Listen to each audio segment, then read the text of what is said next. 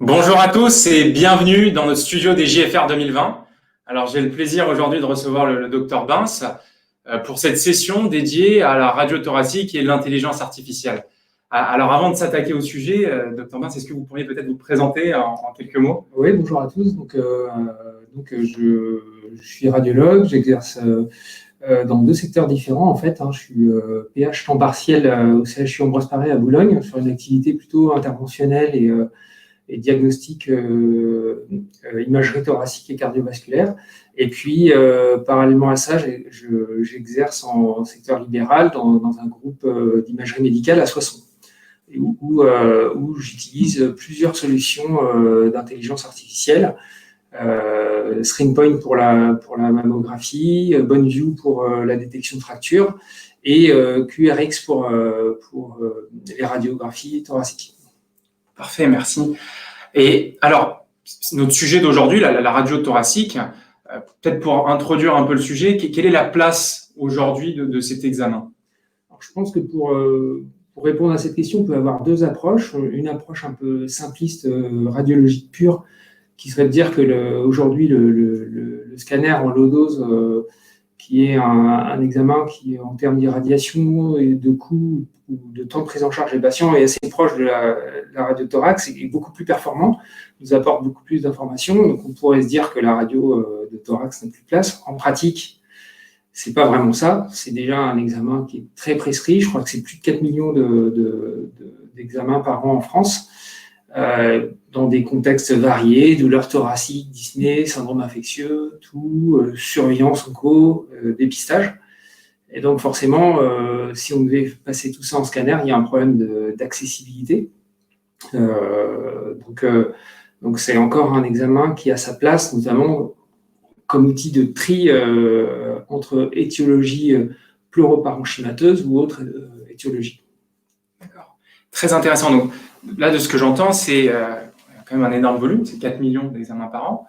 Et pour basculer sur du scanner, il y aura un problème d'accessibilité. Et donc moi, la question qui me vient à l'esprit, c'est quels sont donc les enjeux, selon vous, d'un tel examen dans ce contexte? Dans la pratique quotidienne, je pense qu'il y a plusieurs enjeux. Il y a déjà un enjeu diagnostique, qui est de dire, de faire le tri entre ce qui est normal ou anormal, entre ce qui est pathologie pleuroparenchymateuse ou autre, et entre ce qui est urgent et non urgent. De là découle un enjeu de prise en charge du patient, en fait, parce que si la radio est normale, c'est très bien. Souvent, quand la radio thorax est anormale, ça peut soit être lié à une pathologie qui demande une conduite thérapeutique spécifique urgente, soit une pathologie lourde qui va demander à ce qu'il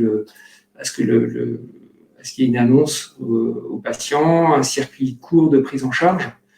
Et donc, tout ça fait qu'il y a une nécessité d'une interprétation rapide de ces radios quand elles arrivent et de voir également le patient. Ce qui a tout de suite un impact sur l'enjeu suivant, qui est l'enjeu organisationnel, parce qu'il y a un impact sur le workflow radiologique. Nous, je ne sais pas comment, je pense que beaucoup de cabinets fonctionnent comme nous en faisant attendre toutes les radios de thorax, en fait, et en priorisant cet examen. Donc, ça a un impact sur le workflow, et surtout que il y a une grosse partie des radios de thorax qui font partie de ce que j'appellerais les radiographies non programmées, en fait, c'est-à-dire des radiographies qui vont venir s'impacter dans le planning prévu, en fait, mais en étant non prévus, en fait. Donc, qui vont bouleverser un peu l'organisation de tout le cabinet. Enfin, je pense qu'il y a un enjeu de formation aussi, parce que paradoxalement, c'est un examen qui est très prescrit, mais sur lequel il y a de moins en moins de compétences, parce qu'on est de moins en moins bien formé à cet examen, et puis aussi parce que la tendance en imagerie, c'est quand même la surspécialisation, et donc on peut être amené dans une situation non prévue à avoir un radiologue qui est pas forcément qui est en VAC, mais qui n'est pas forcément habitué à interpréter les radios de thorax. Et donc, il y a un problème de formation, de compétences, en fait. Donc, ça, c'est un enjeu aussi. Très intéressant. Et donc, c'est marrant parce que si je prends d'un côté cette surspécialisation, hein. Et en même temps, quelle va être l'évolution, en fait? Parce que si vous parlez de non programmés, est-ce que ça a toujours été le cas? Et si on va se spécialiser de plus en plus, enfin, voilà, c'est quoi l'évolution d'un tel examen aujourd'hui, hier, demain? Je pense que par rapport à, enfin, moi par rapport à mon début de carrière, j'ai entre 15 et 20 ans de recul, quoi. Et c'est pas un examen qui a beaucoup évolué sur le plan technique. Oui, il a bénéficié des améliorations des tables, donc il est de meilleure qualité, c'est sûr. En termes de prescription, il n'y a pas eu beaucoup d'évolution, parce qu'en fait, il y a peut-être moins d'examens qui sont prescrits pour le suivi oncologique, puisque on prescrit souvent directement le scanner pour ça. Mais comme le volume global de tous les examens radiologiques a augmenté, on se retrouve toujours avec beaucoup de radiothorax interprétés. Après, dans le futur, je pense quand même que l'évolution, ça sera plus le scanner. Je suis incapable de dire quand, en fait. Et c'est, puisque je pense qu'on va parler d'IA aussi, je pense que l'IA va aussi creuser l'écart, parce qu'on a beaucoup plus d'informations sur les algorithmes actuellement en scanner qu'en radio standard. Ok, alors justement, en parlant d'IA, de cet écart, si on fait peut-être un pas en arrière, comment est-ce que vous avez vu, en tant que médecin, l'émergence de cette technologie, et est-ce que vous étiez inquiet au début? Enfin, c'était quoi un petit peu votre... Alors, je pense que j'ai vu l'émergence un petit peu comme tout le monde, en fait, un petit peu brutalement. Un jour, on lit un article qui vous dit que le métier de radiologue va disparaître dans quelques années, tout ça. Du coup, ça vous pousse à vous renseigner un peu dessus, et c'est ce que j'ai fait, notamment dans le cadre des JFR. Il y a eu beaucoup d'enseignements ces dernières années où j'ai fait sur l'IA, en fait, et très vite, on se rend compte, en fait, que c'est pas un outil qui va prendre notre place, mais qui va nous augmenter, en fait, augmenter le radiologue. Je crois que, ce qui est indéniable dans l'évolution de l'imagerie, c'est que notre charge de travail et notre charge mentale a énormément augmenté et continue d'augmenter. Quelle que soit l'approche qu'on a de notre métier, hein, il y a plusieurs approches. Il y a des approches qui sont productives, d'autres approches qui sont plus centrées sur la qualité de prise en charge patient, le développement de circuits courts pour le prendre en charge. Quelle que soit l'approche qu'on a, il y a beaucoup plus de travail, et c'est un impact sur tout le monde dans une structure d'imagerie. Je peux vous dire que ce soit en libéral ou en public, hein, et c'est pas seulement les radiologues qui sont touchés, c'est aussi la secrétaire, la manip, et l'IA. L'IA, elle peut nous aider à tous les niveaux, en fait, au niveau accueil, préparation de l'examen, protocole, interprétation, rendu, pronostic. Donc moi, je le prends comme ça, en fait. C'est intéressant. Donc vraiment une IA qui pourrait être diffuse et pas uniquement une IA qui augmente, en fait, et qui nous aide à faire notre métier correctement, en fait, et en l'aimant toujours. Bien sûr. Voilà. Et alors, peut-être que vous pouvez nous partager, vous, comment vous utilisez cette IA, et depuis combien de temps, en fait, vous l'utilisez? Donc là, je l'utilise depuis une dizaine de mois. Alors, sur les trois applications que je vous ai citées, je ne les utilise pas tout à fait de la même façon, hein. Il y a des spécificités qui sont liées à la zone qu'on explore, en fait. Pour ce qui est de la mammographie pour ScreenPoint, je l'utilise vraiment comme un deuxième lecteur, en fait. C'est-à-dire que j'interprète mon examen normalement. Voilà, je lis mes mammos, je compare. Et puis, avant d'aller examiner la patiente et de faire éventuellement une échographie, je regarde ce que donne l'IA. Et en fait, ça me rend pas, ça me fait pas interpréter forcément plus rapidement, mais c'est un soutien dans mes décisions, c'est un soutien psychologique, et je pense que quelle que soit l'expertise, dans toute vacation de scénologie, il y a un stress sous-jacent dont on ne se rend pas forcément compte, et je pense que ça décharge pas mal. Alors, j'ai vraiment senti significativement que ça diminuait le stress, et puis ça permettait de prendre des décisions plus rapidement, parce que c'est un logiciel qui est très fiable en termes de. Il n'y a pas de faux négatifs, quoi. Donc, voilà. Et alors, pour la radiothorax, ça nous sert plus comme un tri, en fait, entre radiographie normale et anormale, puisque c'est pareil, il y a quasiment pas de faux négatifs, hein, et donc ça permet en fait de ne pas faire attendre tous les patients, justement. C'est la manipulatrice, quand elle a fait sa radio, elle voit le rapport apparaître, nous aussi, et on sait que voilà, si la radio est normale, on ne va pas forcément la prioriser, on pourra dire au patient de repasser un tout petit peu plus tard, ou le rappeler plus tard s'il veut un résultat. Ce qui permet de ne pas faire attendre systématiquement tout le monde. Et ça, là, pendant la crise sanitaire, ça a pris tout son sens parce que ça a permis de désencombrer aussi les salles d'attente. Et donc, c'est surtout ce que j'en attends, en fait, pour l'instant. Après, bon, avec l'évolution, je pense que ça va s'améliorer et ça peut être aussi utilisé comme un deuxième lecteur. Et BonneView, en fait, c'est les deux à la fois, en fait. Hein, on sait que, voilà, s'il nous dit doute sur une fracture ou fracture, ça apparaît dans notre RIS. On sait qu'il faut le prioriser, l'interpréter rapidement. En plus, nous, ça apparaît aussi dans les portails prescripteurs des orthopédistes qui sont autour, donc ça permet une prise en charge plus rapide.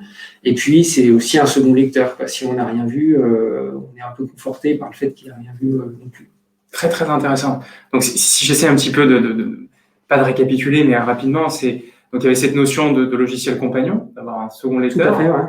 Et il y avait aussi une notion que je trouvais assez intéressante de réduction de stress, donc en fait, réassurance, mais du coup aussi un peu bien-être au travail, si je peux me permettre le thème, hein, parce qu'on entend peut-être peu dans le milieu hospitalier, mais c'est quelque chose qu'on entend davantage dans notre milieu. Et l'amélioration du workflow. L'amélioration de l'organisation. De l'organisation, c'est ça. Avec une capacité à trier et du coup une capacité à désengorger. Tout à fait. D'accord, très très intéressant. Alors, je crois que vous avez quelques cas peut-être à pour partager. Je montrer un petit peu comment ça marche. On va vous partager l'écran.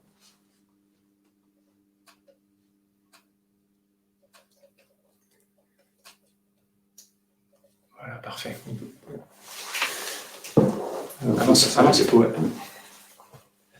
Donc là, je vous ai mis un premier cliché juste pour expliquer comment le logiciel marche. Hein. Donc là, vous avez une radiothorax qui montre un épanchement pleural, et donc le logiciel nous l'indique avec une case en rouge.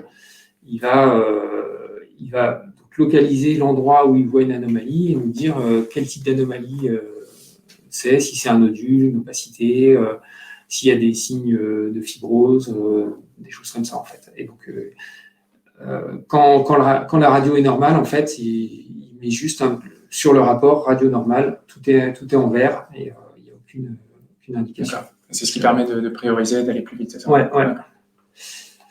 Donc là, c'était une patiente qui avait une douleur thoracique gauche, qui a eu une radiothérapie quelques mois avant, et depuis, elle a des douleurs thoraciques. Donc on voit que l'IA nous indique 3 zones pathologiques qu'il va décrire comme des opacités, en fait. Et puis, il avait détecté un nodule à droite. On voit que c'est une image construite liée au mamelon. On peut passer la diapo suivante. Et donc lui, voilà, il dit opacité, consolidation, nodule. Donc on complète par un scanner. Et en fait, sur le scanner, on voit des opacités rétractiles sous-pleurales post-radiques. Voilà. Donc ça, c'est un autre exemple de détection. On peut passer à la diapo suivante. Alors parfois, il peut montrer des choses un petit peu plus fines. Quand on regarde la radio, si on la regarde un peu rapidement, on a l'impression qu'elle est normale.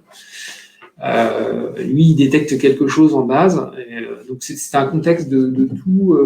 C'était tout dans un contexte de comptage tuberculeux, en fait, chez une patiente tabagique.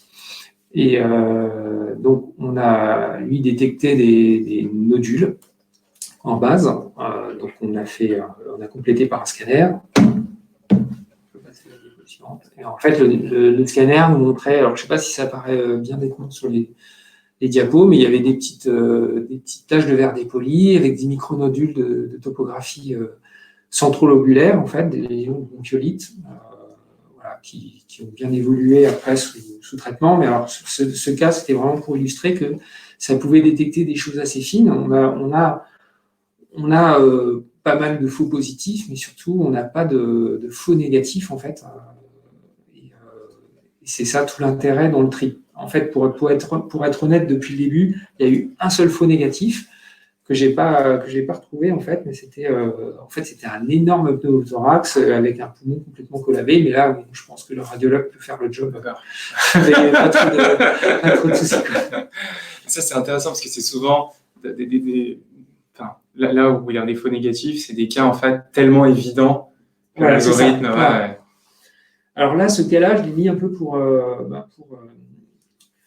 rassurer les gens qui pensent que l'IA peut prendre notre place et aussi pour calmer les gens qui ont peut-être trop d'attentes en fait. Ça ne peut pas remplacer un radiologue. Hein, vous voyez, enfin, sur cette radio, c'était une patiente qui avait une dyspnée. Donc, lui, il nous détecte plusieurs zones. Il nous dit qu'il y a des opacités, nodules. Il ne parle pas du tout de suspicion de fibrose. Tout de suite, un radiologue qui regarde l'examen, il est capable de donner beaucoup plus d'informations, en fait, hein, de dire voilà, qu'il y a des réticulations, qu'il y a des bronchectasies, surtout aux bases, qu'il y a un abaissement des pulmonaires, qu'il y a des signes de distorsion avec un déplacement des fissures, et qu'on est devant une pathologie interstitielle probablement fibrosante. Tout ça, il n'est pas capable de nous le dire, alors que nous, voilà, à moins de ne pas faire du tout de thorax, on est capable de le dire. On peut passer à la diapo suivante. Donc, c'est le scanner de cette patiente, en fait, qui montrait donc des lésions des réticulations, du rayon de miel, des dilatations bronchiques périphériques, un petit peu de verre dépoli, surtout aux bases. Et donc, finalement, c'était une pince fibrosante sur une connectivite voilà, qui était découverte à cette occasion. Donc, ça, on est quand même, enfin, le radiologue n'est pas remplaçable dans les médias. Et ça, c'est un autre cas, en fait, où c'est un patient qui avait une toux, expectoration, et on voit que le logiciel détecte une anomalie en haut, en fait, qui correspond à une image construite qui est due à des calcifications pariétales sur l'artère sous-clavière droite. En revanche, il n'avait pas trop tiqué sur l'accentuation de notre âme bronchovasculaire et sur des opacités un petit peu en verre dépoli périhilaires, en fait, et peut-être périphériques. On peut passer à la diapo suivante. Et en fait, sur le scan, on avait du verre dépoli périphérique après dominance postérieure, basale, des condensations, un aspect typique de Covid qui a été confirmé. D'accord. Voilà, donc il ne tique pas forcément sur tout. Mais, et donc, vraiment, ce que moi je retiens, c'est vraiment le tri. Ouais, ce qu'on en attend actuellement, c'est de dire la radio est normale, elle n'est pas normale. Et nous ça nous accélère dans notre façon de l'appréhender, en fait. Bon, très intéressant. Alors là, c'est un exemple d'explication d'utilisation de Boneview, en fait. Hein. Donc là, je vous ai mis un cas facile et un cas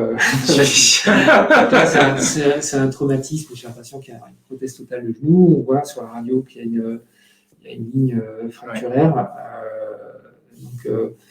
qui est confirmée par le scanner, hein, une fracture longitudinale sur la corticale postérieure. Donc, voilà. Et là, c'était un jeune qui avait fait une chute de vélo, qui arrivait sur une vague. Le radiologue qui était là ce jour-là, c'est plutôt un scénologue en fait. Il était tout seul, mais bon, ça n'empêche pas de prendre des urgences. Donc lui, sur la radio, il n'a rien vu.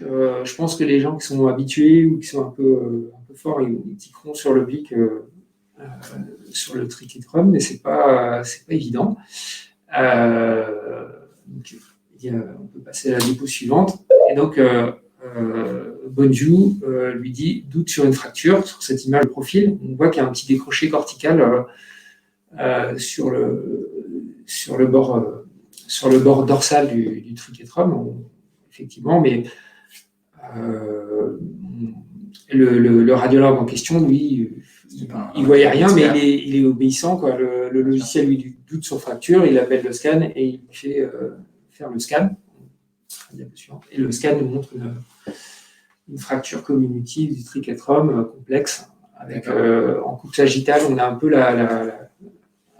sur la gauche, on a un peu la corrélation avec la radio, et le petit décroché, en fait, il correspondait à un fragment d'os qui est complètement explosé, quoi, en fait. Ouais.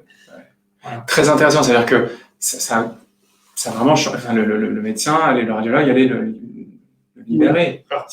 Peut-être qu'un radiologue qui est habitué, il aurait. Après, il y a la clinique, hein, il avait quand même, il allait le voir, il avait quand même mal, plutôt sur le bord ulnaire du poignet. Donc voilà.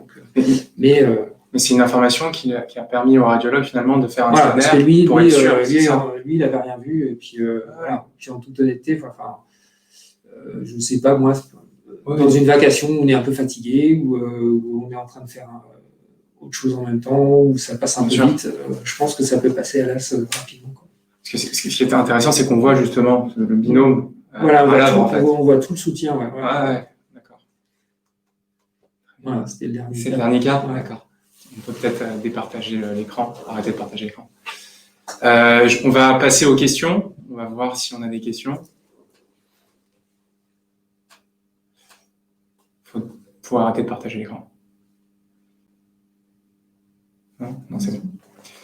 Alors, on a plusieurs questions. Du coup, pensez-vous que l'IA puisse contribuer à désengorger les urgences? Première question. Oui, alors, nous, je pense que ça peut les désengorger. Alors nous, on a déjà, on met déjà ça en application, en fait. On développe en utilisant les portails prescripteurs de Noris, en fait, sur la petite traumato où le patient ne passe pas par les urgences, mais vient directement au cabinet de radio parce que le trauma n'est pas sur une zone portante ou n'est pas très important. Quand il y a une fracture, avant même qu'on ait fait le compte rendu, l'orthopédiste il a les images en temps réel, en fait. Et donc, que ce soit en secteur, que ce soit à la clinique ou à l'hôpital, en fait. Donc, ils savent que on peut les envoyer directement sans passer par les urgences, en fait, directement en ortho, en fait. Donc, ça permet déjà de désengorger les urgences de la petite traumato. Et puis, et je pense que dans un service d'urgence plus classique, sur de la grosse traumato, ça pourrait aider aussi, en fait, parce que ça éviterait le parcours le patient voit plusieurs médecins, il va passer sa radio, après il faut appeler pour avoir la vie ortho, tout ça. Là, en fait, avec ça, on pourrait, dès que la radio est faite, l'orthopédiste pourrait être alerté parce que dans le PACS, il y aurait, je peux très bien imaginer que l'IA fait une alerte là-dessus. Et c'est pareil, en fait, des fois, nous, les radiologues, en garde, on peut être occupés à autre chose, à faire des scanners. On ne regarde pas forcément à flux tendu les radios standards, en fait. Et si l'urgentiste a été alarmé par l'IA, il peut rappeler le radiologue pour avoir un compte-rendu immédiat. Donc, je pense que ça peut fluidifier la prise en charge aux urgences. Très intéressant. Donc, ça peut, si je comprends bien, d'un côté, désengorger un petit peu toute la petite traumato, on allant plus vite, mais aussi dans la communication avec les autres médecins, avec les praticiens, la fluidifier et donc rendre la prise en charge plus fluide et avoir une meilleure prise en charge. C'est ça? D'accord. Très intéressant. Alors, on a encore 2 autres questions. Peut-on envisager que cet outil, dans le futur, recommande un examen complémentaire type scanner pour une prise en charge plus rapide? Oui, bien sûr. Et je pense que c'est pas seulement pour une prise en charge plus rapide, mais pour un meilleur dialogue entre praticiens, en fait.